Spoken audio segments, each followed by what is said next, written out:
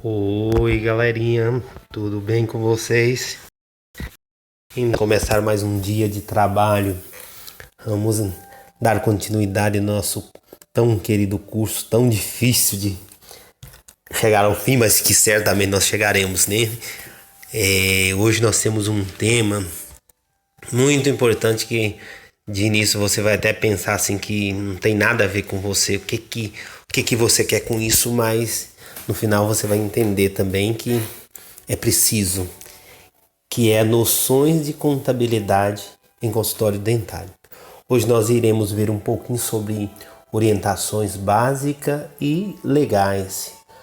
Noções de contabilidade, você pode até estar perguntando: poxa vida, mas eu nem entendo nada de contabilidade, nem gosto de contabilidade, nem nunca pensei em saber sobre contabilidade. Não faço contabilidade nem da minha casa, nem das minhas coisas. Por que eu tenho que aprender contabilidade? Na verdade, você vai ter apenas noções de contabilidade, porque você está se tornando um profissional de alto padrão, um profissional qualificado. Daí você precisa pelo menos dessas noções de contabilidade para poder servir ao consultório, para poder ser um bom profissional, para poder ajudar a orientar o seu patrão, o, o seu patrão ou o dentista pelo qual você vai trabalhar. Então, se faz urgente necessário que você saiba um pouco, tenha pelo menos um pouco de noção sobre contabilidade no consultório. Então, nós vamos ver as orientações básicas e legais.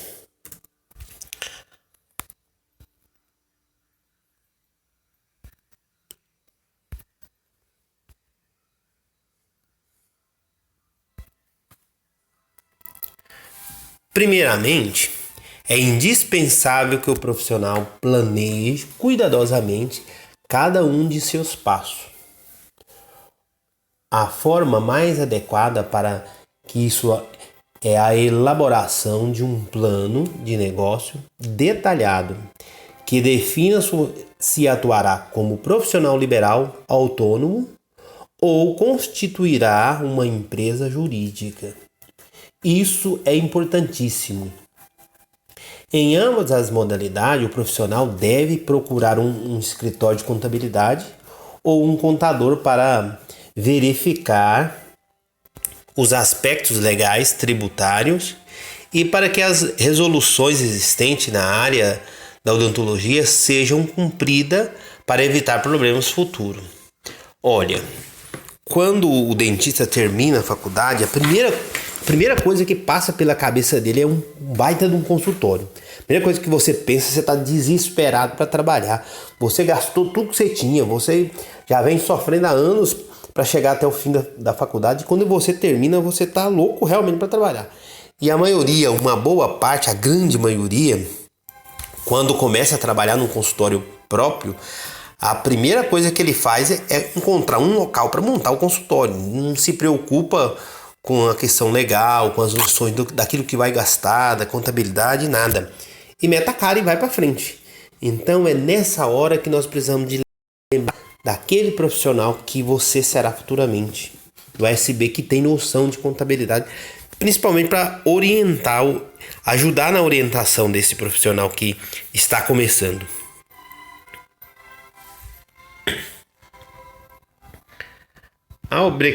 A obrigatoriedade de registro nos conselhos regionais de odontologia da jurisdição em que atua também é indispensável, assim como a liberação da vigilância sanitária.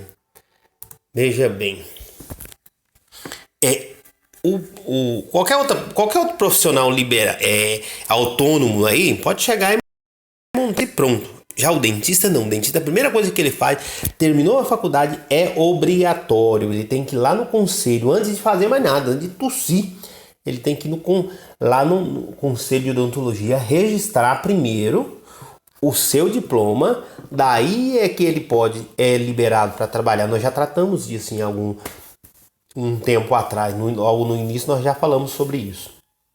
Agora, o dentista precisa também de conhecer além do conselho, ele precisa também estar em contato com o município, saber como são conhecer a vigilância sanitária, como que são as regras daquele município para poder montar seu consultório. Além dos aspectos legais inerentes, a constituição e manutenção do consultório preocupa-se com os aspectos contábeis de uma importância para que seja possível a gestão tributária. Despesas fixas, por exemplo, as variáveis e regras. A regra número 1: tudo que é do consultório deve permanecer no consultório, mesmo que esta seja apenas contábeis, mas tudo que faz parte do consultório precisa permanecer no consultório. Isso está dentro da contabilidade. Isso entra na contabilidade. Isso é a regra número 1. Depois, o consultório possui despesas com materiais, funcionário, impostos, e com o próprio dentista, mesmo que seja um consultório constituído por profissional liberal autônomo. Essa divisão facilita a gestão e evita encargo desnecessário. Tudo deve estar anotado, de custos fixos como aluguel, telefone, a luz, a água, salário de funcionário, condomínio, impostos, a custos variáveis como compra de materiais, gasto com manutenção de equipamento, etc. Tudo precisa estar prontamente anotado.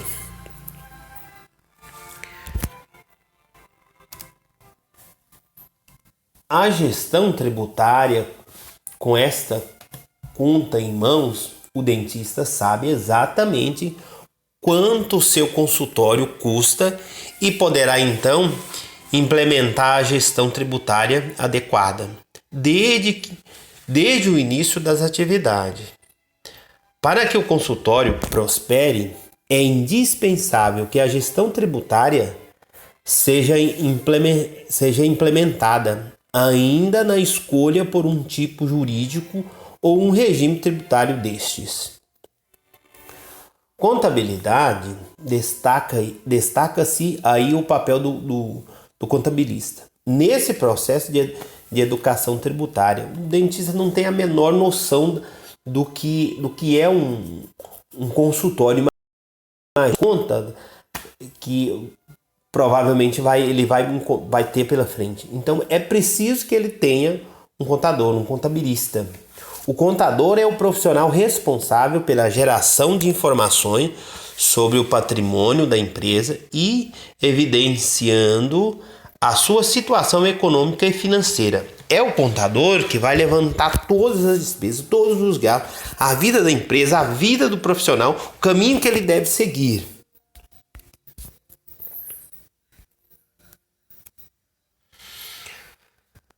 Assim, não basta apenas apurar os impostos e gerar guia de recolhimento.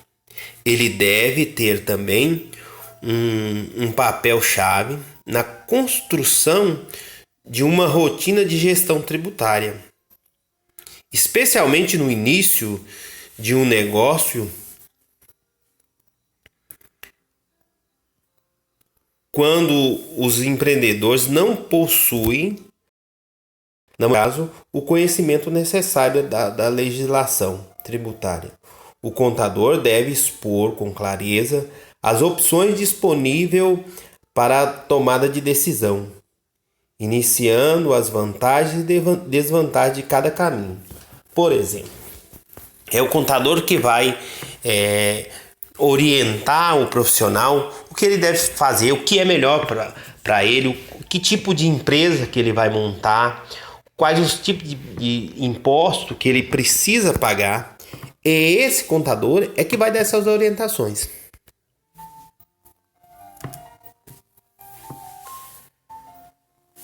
Na clínica odontológica, entre os impostos a pagar temos, olha que é muita coisa, Primeiro, o lucro presumido sobre o faturamento mensal, o PIS, por exemplo, é de 0,65%, COFINS é de 3%, o imposto de renda da pessoa jurídica 4,8%, CSLL 2,8%. Sobre o lucro real, sobre o faturamento mensal, o PIS é de 0,65%, COFINS também 3%. O IRPG sobre o lucro tributário, já mudou, já é 15%.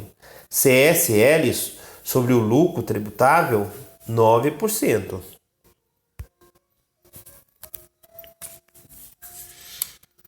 Condição mista.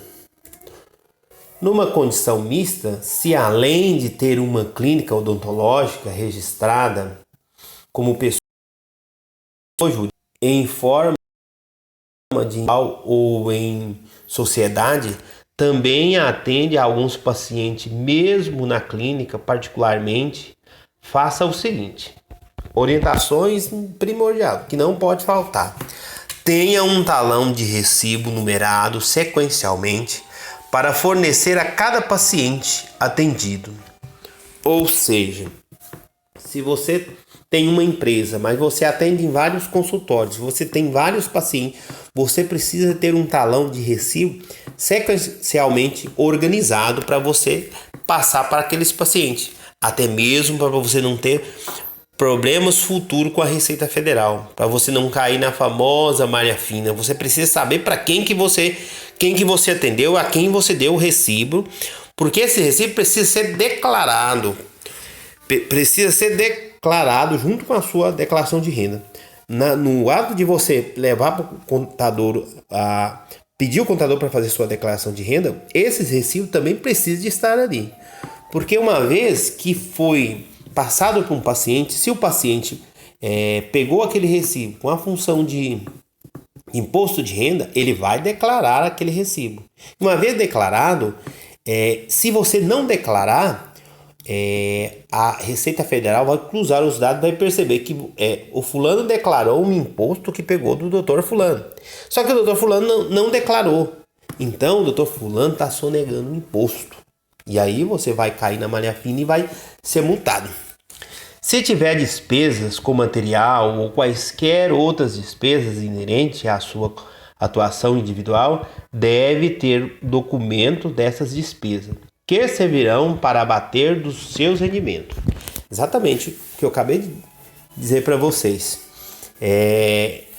Todas as despesas precisam ser anotadas, porque essas despesas vai constar lá. Eu tive despesa com colégio, tive despesa com transporte, todas as suas despesas você vai anotar que essas despesas também, algumas dessas despesas servirão para abater no seu imposto de renda.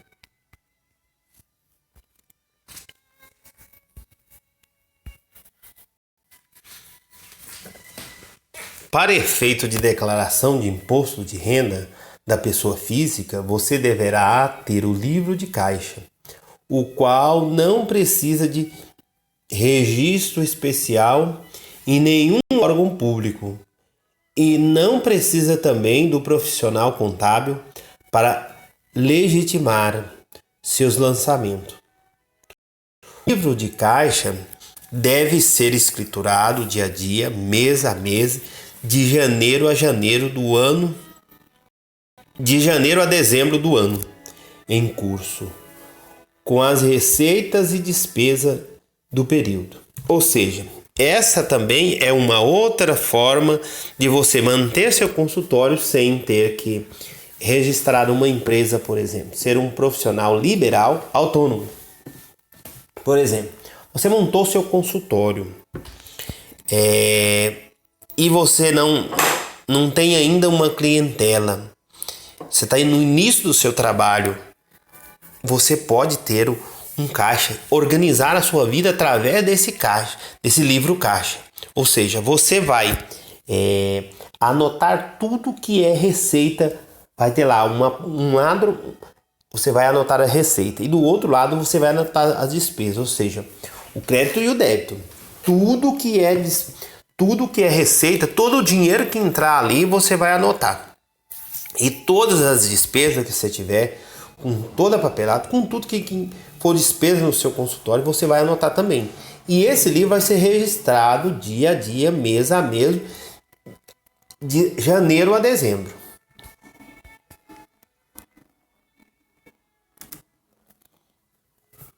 Profissional autônomo. Se for um consultório individual, registrar como profissional autônomo na prefeitura de sua cidade.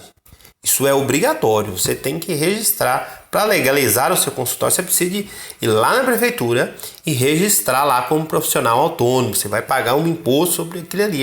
Cada município tem uma forma de pagar esses impostos. B. Proceder como nos itens que nós já vimos acima.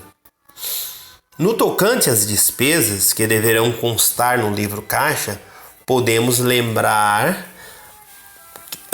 alguns, por exemplo, aluguel de sala, compra de material, livros técnicos, pagamento de pessoal, INSS, FGTS, impostos, todos os seus impostos, material de limpeza, etc.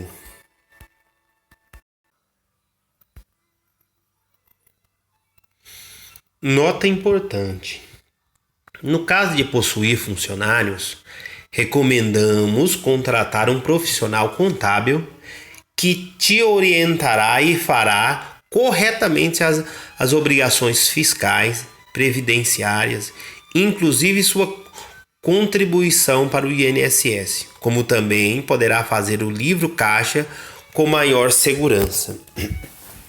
Isso é muito importante. A figura do contador, ela é indispensável. E eu diria que ainda mais para aqueles que estão começando. No início a gente tem muita dificuldade. Eu, por exemplo, já tive contador, já tive empresa e hoje eu não tenho mais contador. Estou recomeçando novamente com o contador porque fiz a experiência da modalidade de caixa, de livro caixa também. Só que há muitas dificuldades, às vezes alguns esquecimentos. Você precisa de anotar rigorosamente todas as notas que você dá, todas as compras, todos os recebimentos, todas as despesas. Mas quando você tem um funcionário, é recomendável que você tenha também um contador, porque o contador vai tirar mês a mês, o ano todo, as suas obrigações. Principalmente a questão tributária, nas obrigações fiscais, na questão da previdência, inclusive na contribuição para o INSS. Então, é muito mais seguro para você ter um contador, principalmente na questão do livro caixa, porque esse livro caixa vai ser feito da maneira mais correta possível. Inclusive, o próprio contador vai te cobrar todo mês.